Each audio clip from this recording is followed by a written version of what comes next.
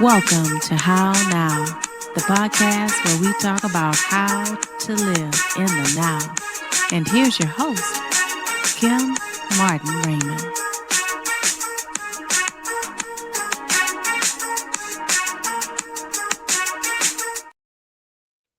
Peace and blessings, love and light, and welcome to this edition of the How Now podcast, where we talk about how to live in the now.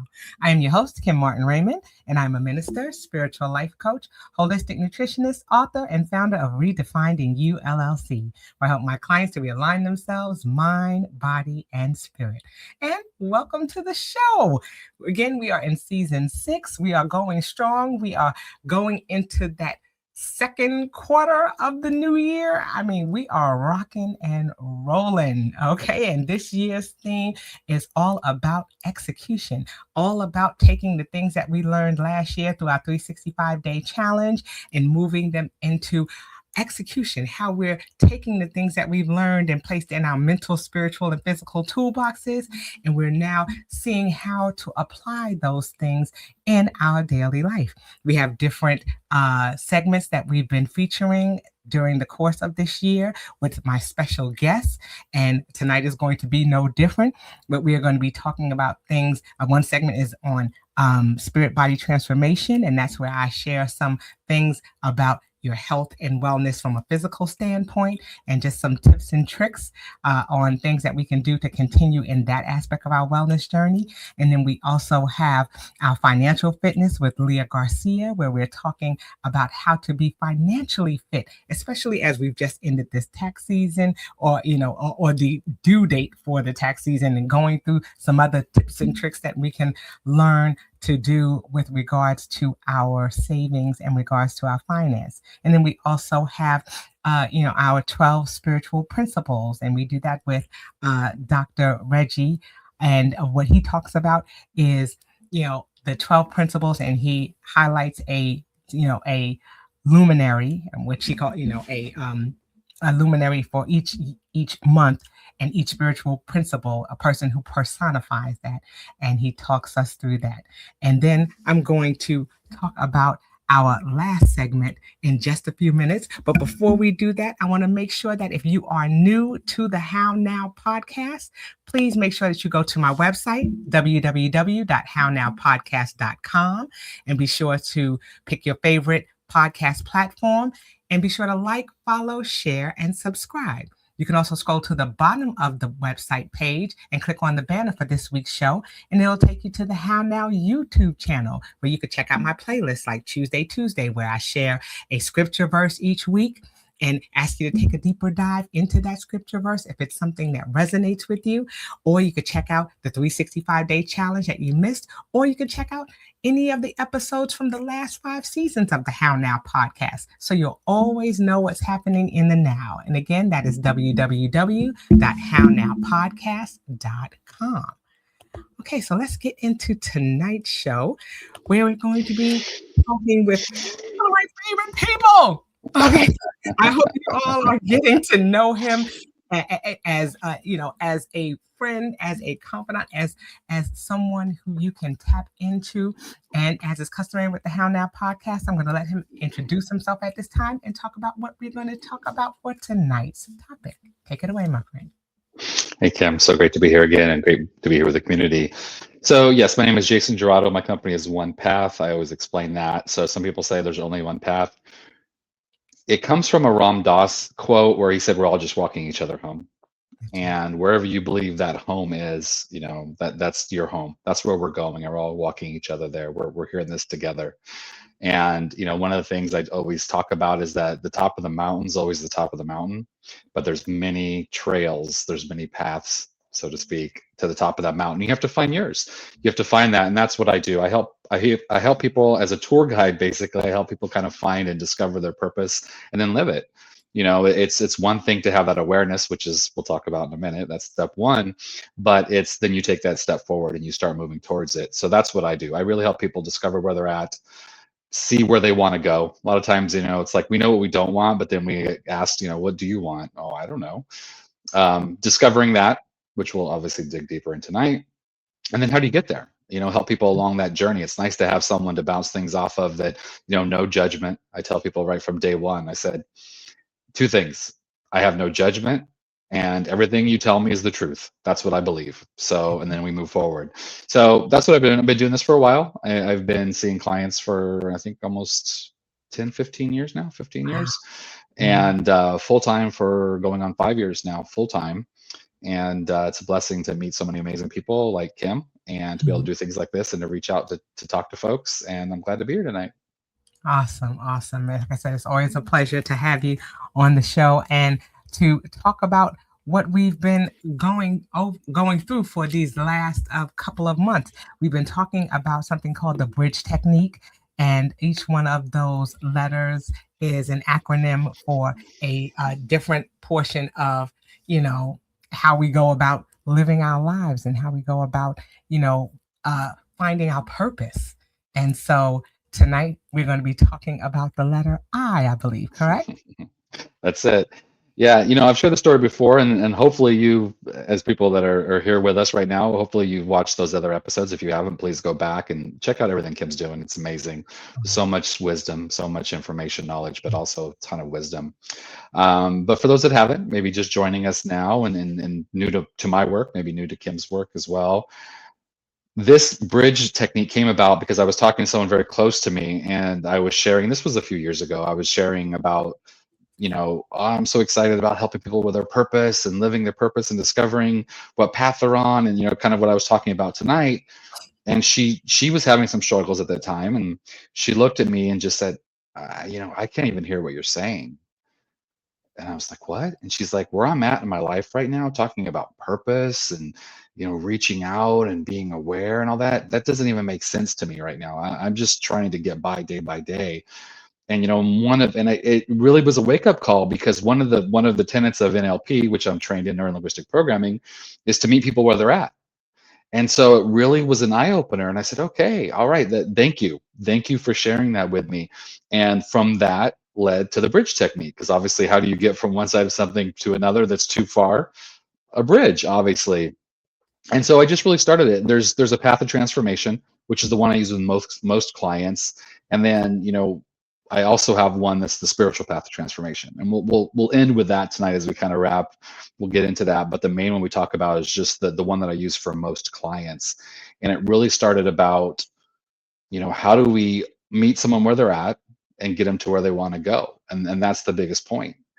And let's just jump right in, right? Right. Right. Okay. Right. So just as a recap, if you haven't been following us, and also just to kind of to bring you back up, even if you have, is the bridge technique is B.R.I.D.G.E, of course. And like you said, it's an acronym. So the first B is be aware of your current situation. That's what all things start with. That's what, if I meet a client, it's all about awareness. Where are you at now? Quick story. This just came up, and it was interesting. So I do some volunteer work, and I actually work with some organizations out where I'm at. And one of them is called YOLO Cares, and they work with hospice, palliative care, and they also have the Center for Loss and Hope, which Mm. deals with grief, mourning, things of that nature. And I'm part of a group. I'm a facilitator for a group. It's called Peer to Peer. And what the group is it's kids from the ages of 3 to 17 that have usually lost a parent, someone close to them, a guardian, a parent.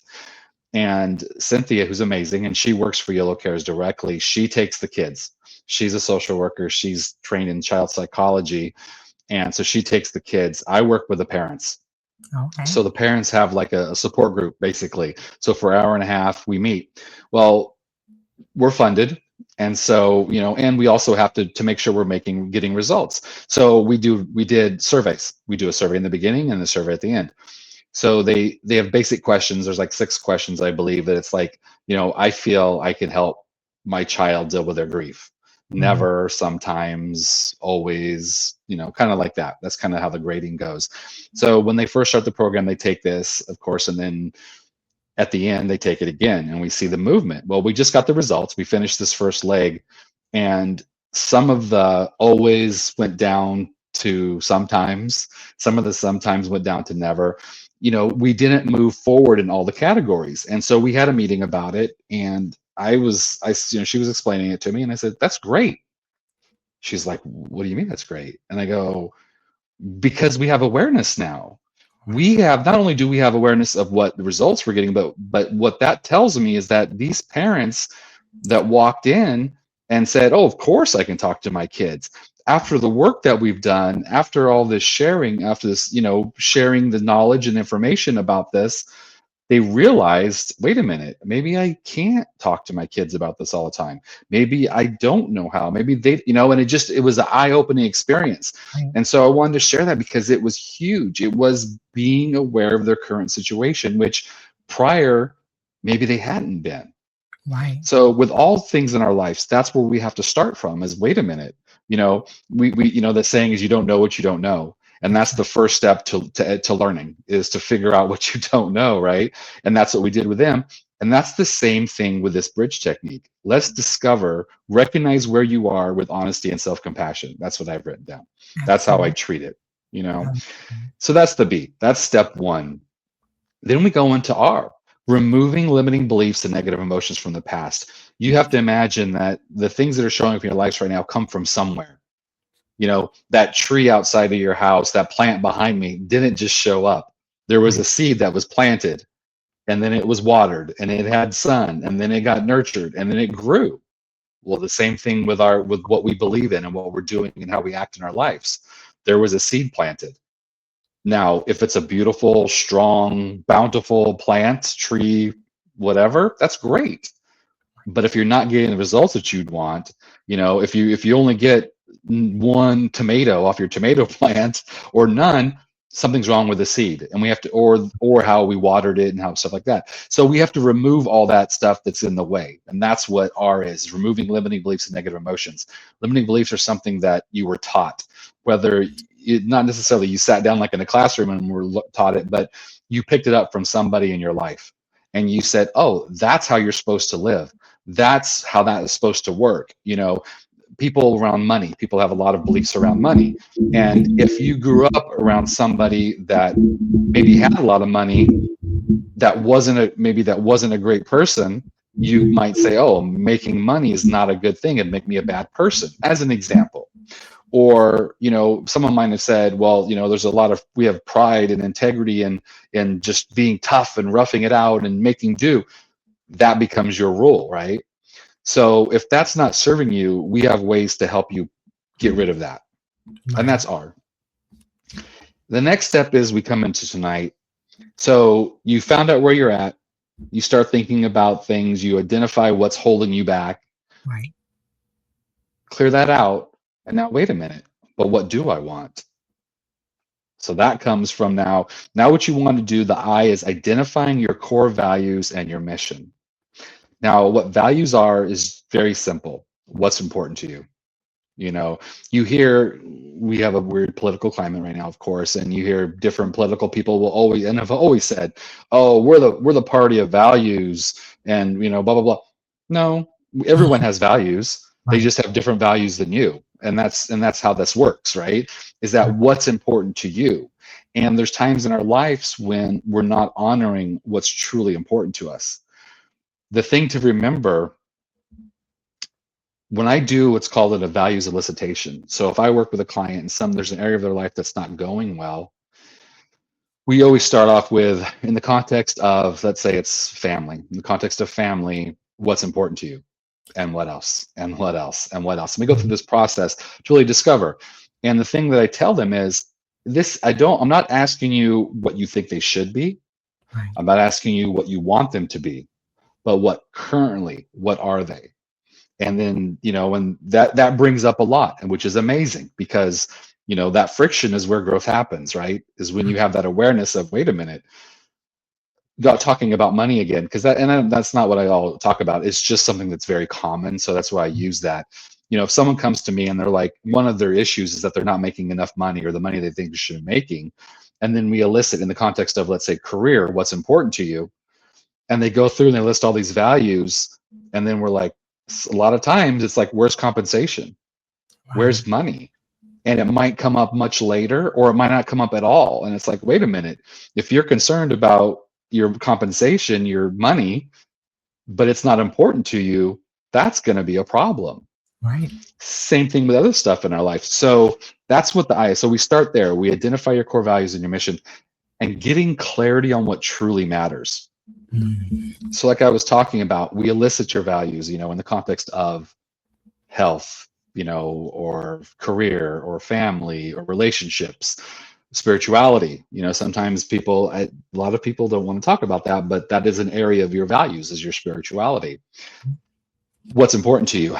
And then once we get it all figured out, then what we do is we go back in order. Okay, so what's the most important? What's the next most important? What's the next most important? And as you look at your values and find out what's most important to you, like your first 3 values will change your life if you change them. Mm. And there's ways to change your values. There's ways to change your beliefs. There's ways to change all that. That's what NLP and hypnosis does. We work with the unconscious mind to change these filters that we've talked about. But it really starts with having the awareness of what they are. And a lot of times when I do this work, I call it heavy. It's like, Mhm. I come out of a 1-2 hour session with somebody with values work, and it's tough because you're getting down to the nitty gritty. You're getting down to the nuts and bolts of who you truly are. And that's what this work is about, is really discovering, we've talked about it before. Healing is not about adding. It's about taking things away. We have all this stuff that we build up around us. And for some reason, we think that we need to add more stuff. And the reality is we need to cut things away. Cut away what's not serving us, the people that aren't serving us, the relationships that aren't serving us, the employment that's not serving us, and there's that balance too. I'm not telling people to quit their job. That's not it at all.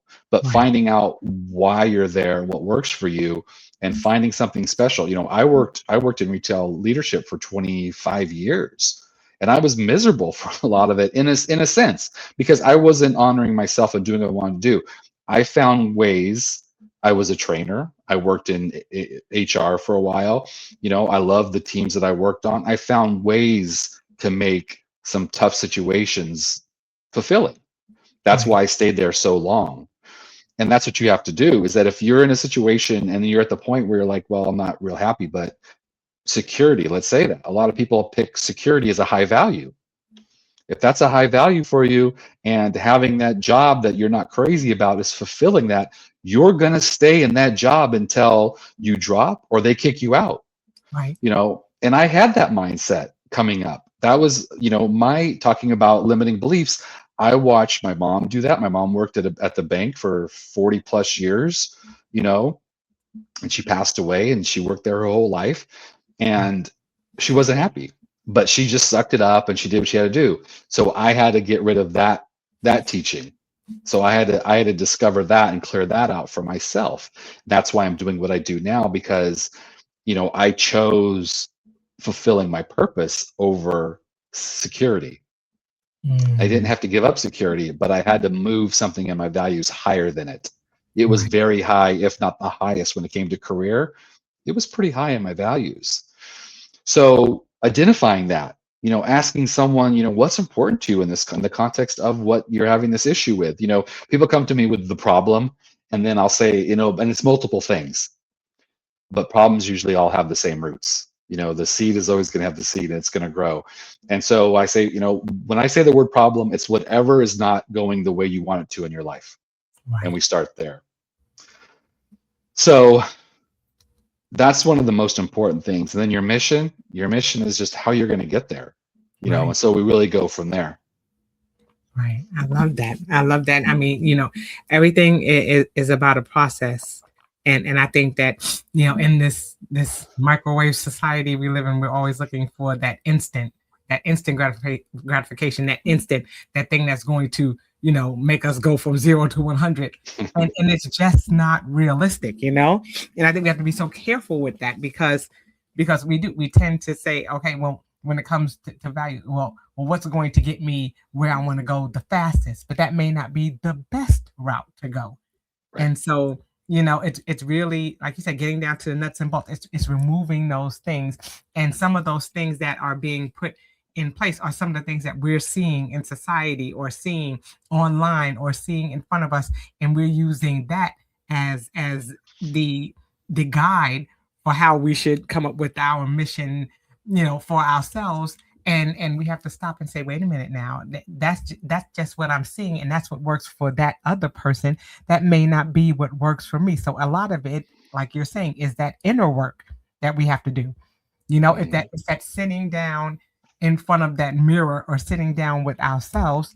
And sometimes, like you said, it's heavy because it's not a place of comfort Right. for us. It's so easy for us to not face something and just go with what's going to distract us. I'm going to look over here. I'm going to do that. I'm going to look at what's shiny. I'm going to look at what's new instead of stopping and saying, okay, no, I'm going to look at what's best for me. So I love that this, talking about identifying things, because when you identify it and you speak it Right. and you hear it for yourself, then it's like, oh, okay, now I kind of know where I'm going. Just like people with vision boards and things like that, where they're writing things down and they're seeing it for the first Yeah. time. Yeah. It's a lot of inner work that I think that this requires. And so I love that we're going through these steps and talking about this, because it's important, for Yeah. people to really identify, to really start to look within and not be so concerned with what we're seeing everyone else do. Yeah, and you brought up a word that I speak of a fair amount, and definitely when I talk to my clients, and distractions. I tell people, and this all comes from a place of love. Let me start, go to the back to the very beginning and start there. This comes from a place of love. I love people because they are humans on this earth having this experience. We're spiritual beings having a human experience. Once again, walking each other home. We need community. We need to help each other. So I don't come from a place of judgment. I come from a place of support. This is stuff that's said. And so these conversations that we have, it's interesting because we have these broad conversations on these shows, and sometimes it can come off like, wait a minute, like if I was having this conversation with a client, I would make sure I built rapport. I would make sure they understand that where I'm coming from, what I want for them.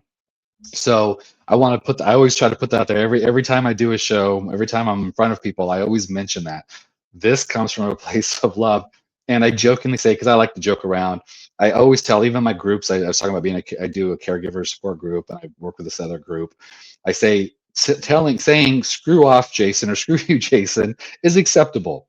If I Right. say something that doesn't work for you, doesn't fit for you, doesn't fit your values, your beliefs, that's okay. I don't want you, because guess what? I don't want you to trust or believe me. I want you to trust and believe in yourself. And if what I say can spark something inside of you that takes you where you want to go, that's amazing. That's wonderful. Don't believe what I say, take it for what it's worth, but do your own research, figure it out, look deep within. So with all that said, I say to people, you know, are you working towards your purpose, or are you collecting distractions? Mm. And there's nothing wrong with having a hobby. There's nothing wrong with watching some TV. We finished tonight. I'm gonna have dinner and watch a movie with my wife. There's nothing wrong with that. But if if you think you're fulfilling your needs by these distractions and not working towards your purpose, that's the challenge. If you took, and this isn't for everybody, but as an example, if you took 1 hour of TV time and you read a book about something that you're passionate about, that would be wonderful. If you took a half an hour away from watching a sports game, if you like sports, and that, whether it's basketball, football, baseball, whatever. And I grew up playing sports. I love sports. I tend not to watch them. My dad still does. He just turned 88. He played semi-pro baseball and Marine Corps, and he loves sports, and it didn't get past to me. But if that's your thing, that's great. That's fun. Enjoy yourself. This life's about enjoying yourself. If it's not if it's not avoiding things, it's not a distraction from life. It's easy to plug in to just watch TV because, man, I worked hard. Man, I had a tough day. And life's tough. Life can be Right. challenging, right? But is it just a distraction? How much greater would your life be if you did the 365 challenge? Much respect for that, of course. Mm. If you took just 10 minutes one day towards what is going to make me happy, not, well, I just need to decompress. Well, why don't you take 10 minutes out of that hour and work on things that you won't, so now you won't have to be so stressed. so you won't have to escape. Yes. So discover that life that's going to allow you to not have so much stress that you can't interact with your family. I have a client, and this isn't oversharing. I respect his, his privacy, but he says, I give it all at work, and then I come home and I don't have that much left. Right. And just to tie it all together, that's because his limiting belief. He grew up around a father that was the mindset. You Right. got to work, you struggle. That's how you tell your family you love them. That was his belief. That's what his father passed to him. That's how Right. your family knows they love you, because you work hard and you provide and you show up and you all that. Then you come home. My grandfather had his own garage. He worked himself tired every day. He'd come home. He'd have my brother and I worked his garage from a very young age. That's what you do, family businesses. And Right. he would come home exhausted, have his Jack Daniels and Coke, and then have dinner, and then he'd pass out in the chair. And that was something. And so we all make these choices. you know he made time for other things. He owned some planes. He was a pilot. He had a boat. He figured out how to make it work for him. Right. But that's one thing that I would offer, is that find out, like you said, about, are you just using distractions to avoid dealing with the realities that you have. And Right. that starts with identifying what's important to you, your core values. Right. What is important to me about life? Is it just getting by? Is it, just being happy enough?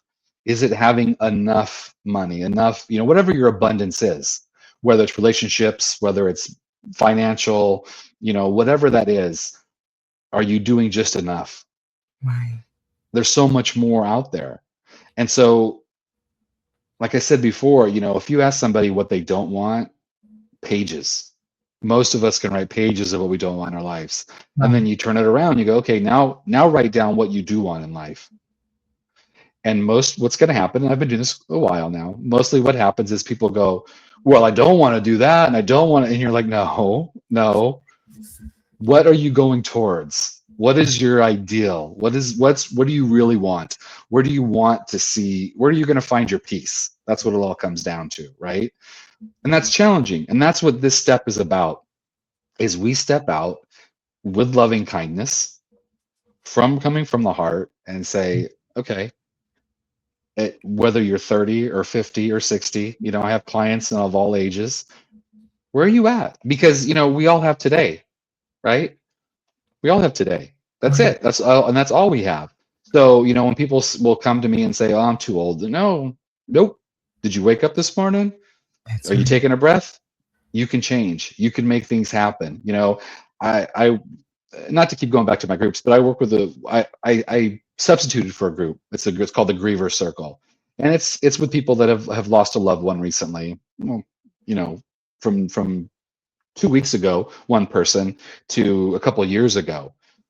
And a couple people in the group were sharing, and I'd substituted a couple times, so they got to know me and they were opening up, and they were sharing that they were doing some things now in their 60s. They lost their partner, they lost their spouse. They were doing things that they wouldn't have done before. Right. And they were like, and I bet my husband, my wife would be happy for me. And I'm like, yes, Right. yes, that's so amazing. Doing something new. Don't, because a lot of times we shut down. A lot of times when things happen like that, we start to just come inside. And that's what this is also about. What's your transformation? You Right. know, if you don't do something new, nothing new is going to happen. That's right. That's So right. it's very important. I was going to say, you touch on something that I think is so important as well, because I think that so many of us get so defined by the roles that we play Yeah. that we don't know what to do. And as a person who lost a child, you know, and at that same time, I was going through a divorce and I was empty nesting.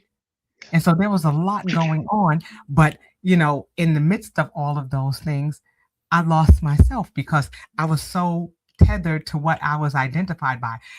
I was mom, I was wife. Now I'm going through a divorce. Now I've lost a child. Now I'm empty nesting from a child who's graduated college and is moving on in life. And now I'm sitting here like, okay, so what do I do? And I remember distinctly someone saying, well, Kim, now it's just you. What are you going to do? And I had no idea. I had no idea. I went to the grocery store and filled up $300 worth of groceries and got to the register and was like, wait a minute, there's nobody at the house but me. I'll just pull out the things that I want. And I wound up leaving the cart. I walked out of the store with nothing because I was so defined by the roles that I played and by the people who are part of my inner circle that I lost myself. And so it becomes a challenge when we limit ourselves to doing things because, oh well, I can't do that because I'm a mom, or oh I can't do that because I'm a wife, or oh I can't do that because I'm working in this capacity, and somewhere we lose the joy, or we lose that mission that we want for our lives. We can't go, or we don't go back to, well, what did we want to be when I was a child? I remember I wanted to be a teacher and a ballerina and a banker. Those are the three things that I wanted to be. I did two of the, well, I danced for a dance troupe for a season. I was a banker for a while. I did teach for a number of years. And so I did some of those things, but then it was like, okay, now what are some things that you want to do now in your adult life? What are some things that you want to do differently? And it's so hard to sometimes disconnect from that. And, because people feel like, well, if I just do something or I have a mission for myself, I'm being selfish. I'm taking away from the people who are in my life, instead of saying that you could be enhancing the life that you're having for your spouse, or for your loved one, or your significant other. And sometimes you're just like, well, no, I'd rather give that up or sacrifice that just to be what I need to be for that other person. So to me, it's a challenge, because we say we're a people person, but it's like, you're one of those people. And you have to be able to consider yourself and how growing and doing things that are going to help you are going to enhance those relationships that you have with others, if that makes sense. Yeah, definitely. And I just want to say, first of all, thank you for being so vulnerable and for sharing your part of your story. And your community probably is aware of it, but and that's how we grow. We open up about it, and you don't have to. It's not saying that, oh, you have to just tell everyone on the street what your story. Right. But especially in the work that we do, you can't just be like, well, I don't talk about it, and so thank you for that. Yeah, and that's something that a lot of times the things that we go through is who we try to help, right? Our challenges in our life that we've overcome. That's me. I didn't live my purpose for 40 years plus, and I did, and so that's who I work with. I work with people that are trying to live their purpose because I was there. So you brought up a great point that I want to kind of dive into, and it's not deep, but it is deep. It's you talked about how we identify ourselves, and it's how we over-identify ourselves. So if you look at, there's a lot of spiritual beliefs, different, whether it's different communities, different cultures that talk about I am. And I've talked about that before, because that's a huge part of my belief system, is that we come here from God, creator, source, spirit. We come here from somewhere, right? And that spirit, that spark that's inside all of us, is the I am. They say in Hinduism, they say I am that, or you are that. And so we are I am. And then everything, as we look at it on the paper to the right of that, we build. So I am Jason. I am male, as an example. I am a cat dad. I am a husband. You were talking about that. We tend to over-identify. I am a healer. I am on and on and on. We go deep with it. And there's big ones. There's certain big ones, and as an aside real quick, you're talking about the loss of a child. I work with people that have, lost spouses, lost children, and they forget that to be themselves. Like, especially in the groups that, where it's like they lost a spouse and they have a child, Right. and they have to, they feel that as a parent, what do? You take care of your child first, right? The child, you eat last, your needs get met last. And so that's why when in our group, I make sure I'm like, this is for you. This is where you can be yourself, and to take off all those hats that you wear.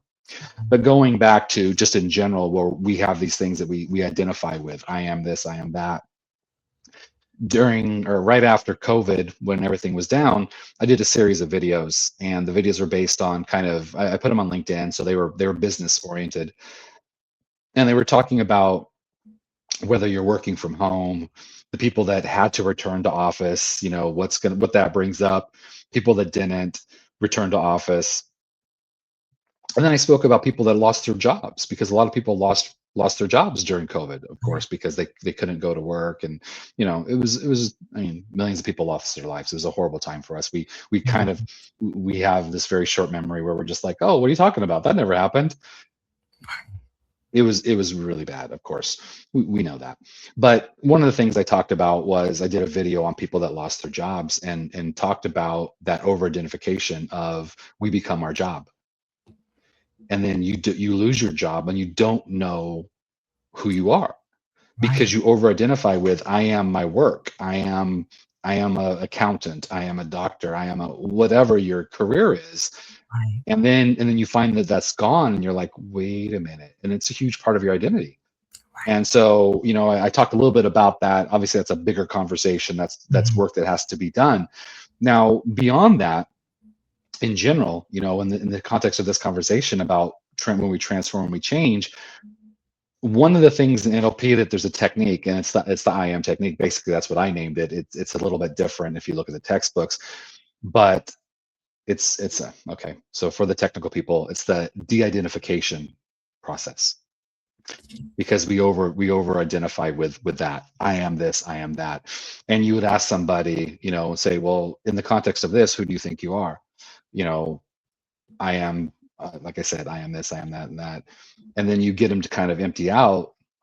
And the question is, you take a pause and you go, but aren't you more than that? And beyond that, and then they'll say, yeah, okay, so what is that? And they'll say something else, and you go, and beyond that, aren't you more than that? And it expands their world, and you watch people shift. It's pretty dramatic. It can be dramatic if they hadn't considered that. And what it does is, the way I explain it is, you go out to come in. So you expand those, you put these coats on. Oh, I'm also this, I'm also this, I'm also this. And then it kind of pops, because then you go back to, oh, I am that. And I am that spark inside. I am that spirit. I am that soul. We don't have a soul. We're not a body that has a soul. We're a soul that has a body. And so, not to go too far in that direction, but that's what happens, is that we de-identify all these things that we think we are. And when you're trying to change, you look at what's important to me. And so that process is a big part of it, where you say, well, aren't you more than that? Well, yeah, aren't you more than that?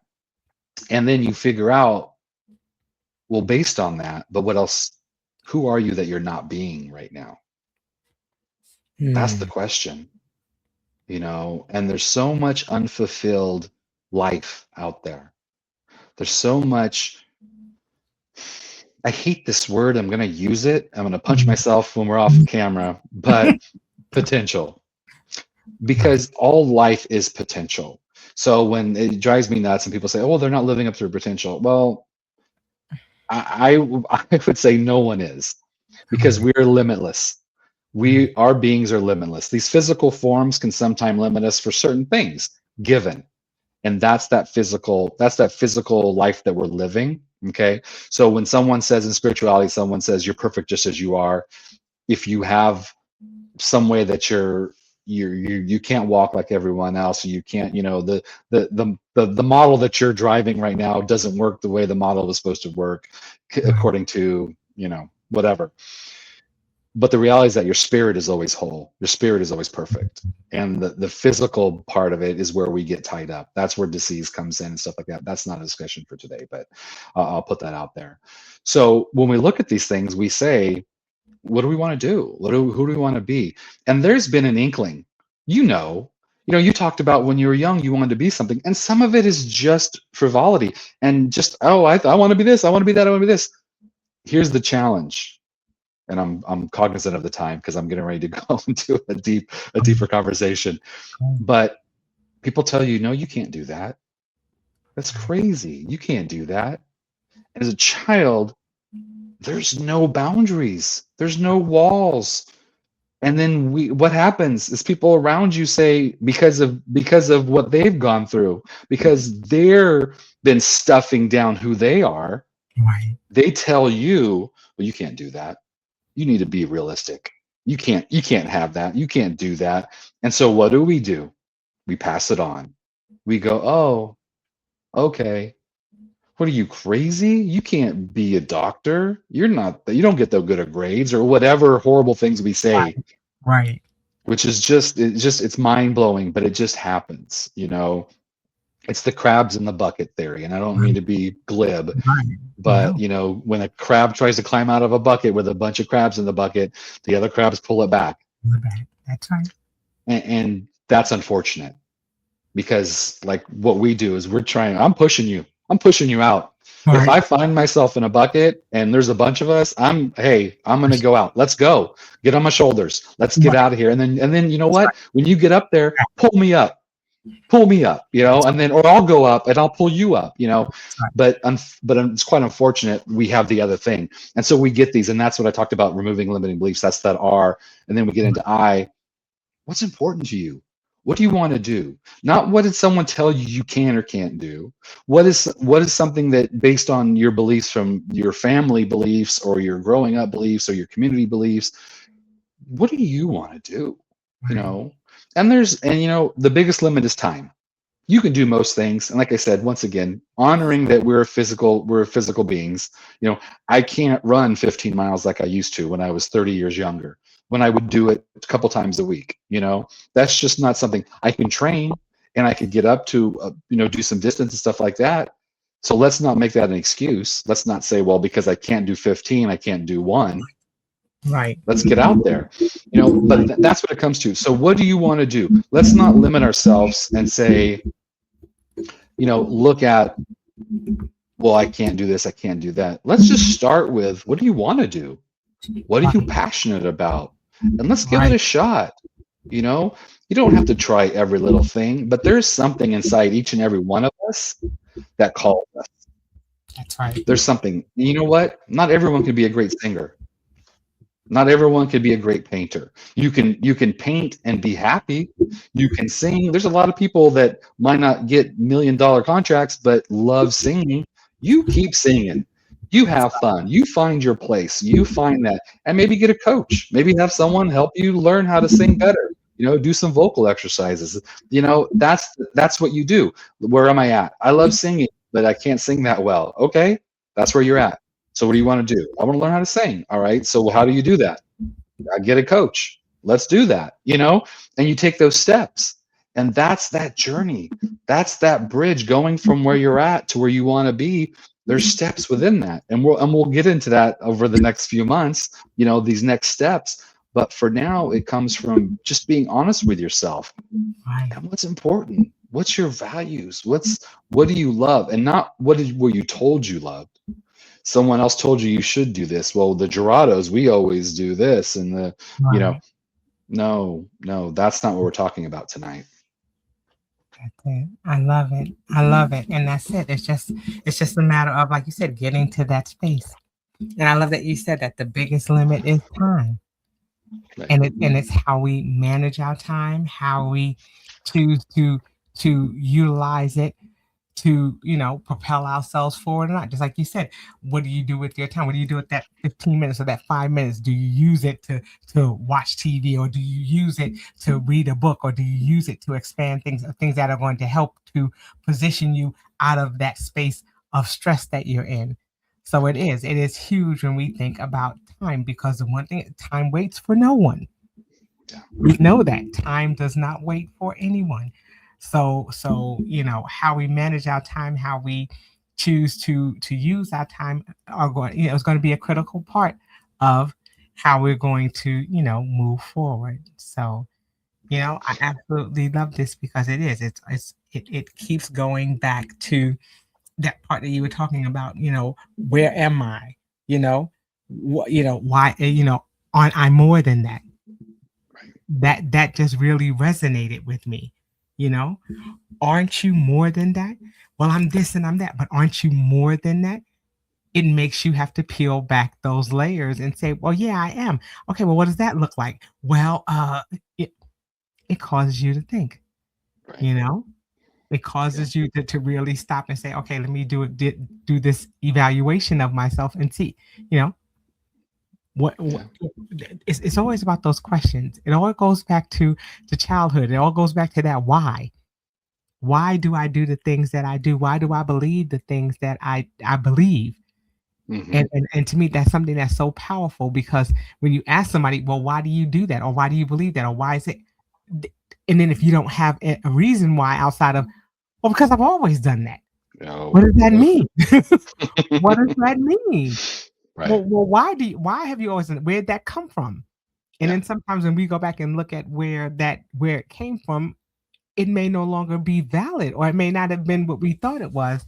And that's important to get to that space too, of understanding why we do the things that we do, or why we think the way we do. Right. Yeah. Oh, and I just want to say one thing is that, and like I said, coming from the heart, we have these billionaires, these multimillionaires that drives me nuts. We all have 24 hours in a day, blah, blah. No, we all have 24 hours in a day. That's how it works. It has to do with the earth and the sun and the floating and the planets and all that. I got that. We have things. If you have kids, you've got things to do. If you've got to work 2 and 3 jobs, you've got stuff to do. And I honor and respect that. Right. If that's where you're at in your life, yes. So to say that we all have the same 24 hours and we were talking about it just takes time. Yes. And it might take you longer if you only have 15 minutes a day. And there's people in this life that are just working, man, just getting it done. They're doing the best they can with what they've got. And I respect that. But finding 15 minutes, not, oh, well, you got to grind get up at 5 a.m. and people are getting up at 5 a.m. and 4 a.m. to work, pay some bills. But so we can honor that. So we're not saying that. We're not talking about, oh, well, get up and do something. Right. Making, it's about making that time. And what I'll say, just one kind of, as we kind of get towards the end here, I've mentioned before, there's 2 bridge paths, and there's the one that's the path of transformation, which I use for most clients. And there's a spiritual path to transformation, which I just changed the language. It's kind of the same version, but it's a little bit different. It's just a different mindset. Right. And so as we go through, I won't go through the B and the R when it comes to the spiritual path because of time, but what I've come up with is imagine a new future. And I said, align with your soul's calling by visualizing what you truly desire at the deepest level. Discovering what you truly want. And that's what that is. When we step back and you feel it inside, that's what that is. That's that intuition where you're like, oh, that's what I should be doing. Right. And figuring out how to get there is the challenge, the strategies. And that's what I do. I help people with strategies and figuring things out, whatever. The question that kind of comes with that is when you say, I want to do this, 2 questions. You say, for what purpose? I want to do this. For what purpose? Blah, blah, blah. For what purpose? Blah, blah, blah. Or you can say, and what will that give me? If I accomplish this, what will that give me? And if you ask those questions enough, you're most likely going to end up at peace. And if you find something in your life or happiness. That's a very high goal, right? In your life that we call it chunking up, to be jargonistic real quick, we call it chunking up. So asking yourself, I want this. And then you Right. say, well, for what purpose? And then you chunk up. And then, oh, for this. Okay. And you want that for what purpose? And you keep chunking up. Or you say, well, what will that give me? Right. This. Okay. And what will that give you? This. And what will that give you? And you get up and you're at peace or happiness. You found it. You found what your calling is. You found what your purpose is. Because if it leads you to peace or happiness, those are two of the highest goals that we have as humans. Yes. And we can argue that, whatever. This goes back to Aristotle and Socrates, and this goes way back. There's a lot of different philosophies that talk about this. Like happiness is a goal in and of itself. As an example, they say if you go to a funeral and someone says, oh, well, yeah, they passed away, they were rich, you can say, well, were they happy? Well, yes, whatever. But if you go to someone's funeral and they go, oh, well, they were happy, you'd go, oh, that's great. That's the end of the conversation. There's Right. no more. You wouldn't say, well, they were happy. You wouldn't go, well, they were rich. Because that doesn't matter, right? Right. So that's the kind of things that we think about when we work on these, is that we look at what's the end goal, where are we going with this, and what's that going to give us? Where is that going to bring us to? And guess where that brings us to? The I am. It brings us back to that core. It brings us back to our center. It brings us back to, when they talk about namaste, I know there's a lot of conversations around what that means and what it doesn't mean and how it's used and whatever, but it's just honoring that part of me that's the same as part of you. We all come from that same place, and finding your purpose will lead you back to that. And I think that's the most important thing. Oh my goodness. I love this. I love this conversation. I love the bridge. I love the acronyms and what they represent. And I love this I, because it really, it takes us to that next level. And it's going to continue, like you said, to create that bridge that's going to take us to that inner peace, to that joy, to that happiness. And that should be our goal, to find that, because I think that in all of the scrambling and running and ripping that we do, we forget, or we lose that sense of peace. We lose the joy, that childlike joy that we had when we giggled and we laughed about the things that we wanted to do and the things that we wanted to be. And now we live with all of these stressors and all of this, having to put a bandage on things because we can't figure out how to cope. And that's why my acronym for COPE is create our peaceful existence. How do we get there? Yes, I love How that. do we get there? And I love that too. So, like I said, our lives are full of acronyms and what they mean. What they mean to us. But when we, get to that common space of peace, of inner peace, I think that's a wonderful goal to have. And just like you said, it comes with planting the seeds. And what kind of seeds are we planting? And sometimes we have to uproot some of those things and plant new seeds. Yeah. And that requires that soil, that part of us needs to be fertile enough and not resistant to that new seed that can be planted.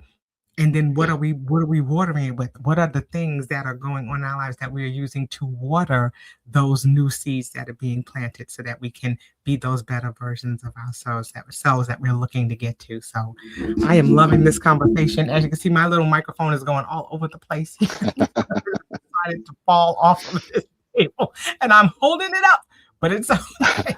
I just, it's all about, like you said, getting to that place of identifying and living our purpose. And that's why I'm so happy to have this segment and to be talking about different ways in which we can live our purpose. So a few things I want to say: make sure that you guys check out Jason's website. It is going across the bottom of the screen. It has been going across the bottom of the screen since the top of the show. Make sure that you go to my website and click on the banner and go to the YouTube channel and check out the shows that you have missed, so that you can hear the other parts of the bridge that he's been talking about through these last 4 months and into this month.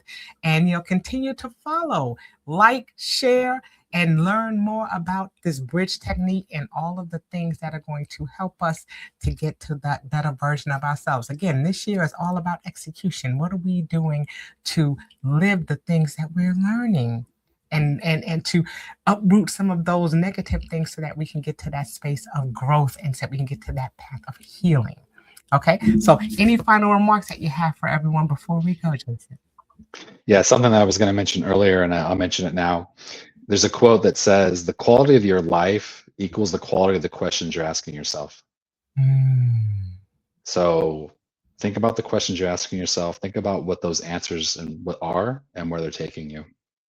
Awesome. Awesome. All right, Jason, as usual, thank you so much for sharing space with us. We're looking forward to the month of June, where we'll be having another session on living your purpose and talking about the bridge technique and ways that we can go about getting from where we are to where we want to be. All right. Okay. I look forward to it. Like I said, I enjoy it, and I thank you so much for being with us. All right. And that will do it for this edition of the How Now podcast, where we talk about how to live in the now. And until I see you all the next time, I say peace.